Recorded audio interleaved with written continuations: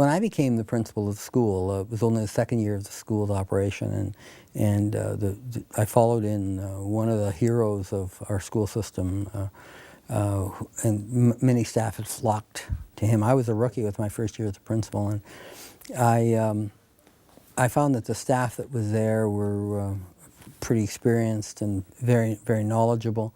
We were charged with this brand new responsibility. I didn't know a lot about, I often would say that till I was 28 and I saw drool, I thought it was contagious. So I really didn't have any particular background in special education.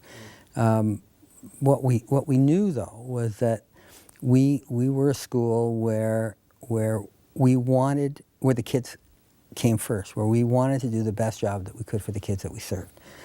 And what we found was that over time, teachers who felt threatened or felt that this was going to be a little bit much, I could understand that. I mean, I was frightened. I didn't know what every day would bring. It was, who knew? I mean, we were just working with this thing. Some would say, you know, look, I really think that I need to transfer out and give, because I'm really not sure that, and I'd say, hey, do what you have to do.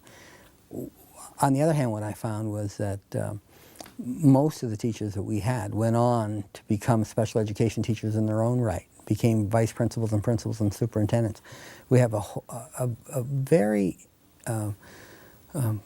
wonderful track record for promotions out of that group of people, and it wasn't because, I don't think it was because of the special needs kids. I think it was because that everybody was focused on good education, and they read and they tried and they experimented, and they weren't afraid of change because we were facing change all the time. I think that the students that came to us forced us, taught us to be adaptable, to learn, not to take ourselves so seriously.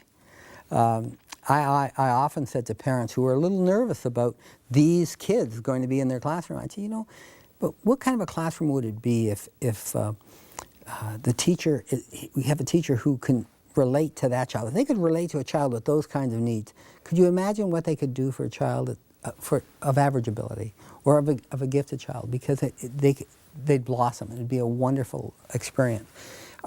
Because we had special needs kids, our doors were open. We had a lot of volunteers. We had other adults in the building. We often had, there was none of this thing where a teacher would sit down and say, okay, open your book to page 36. You couldn't. There was just too much going on, and we had too much activity. And it really was a wonderful educational opportunity, an opportunity for growth for the teachers as well. And many of them, as I said, went on to do other things. So.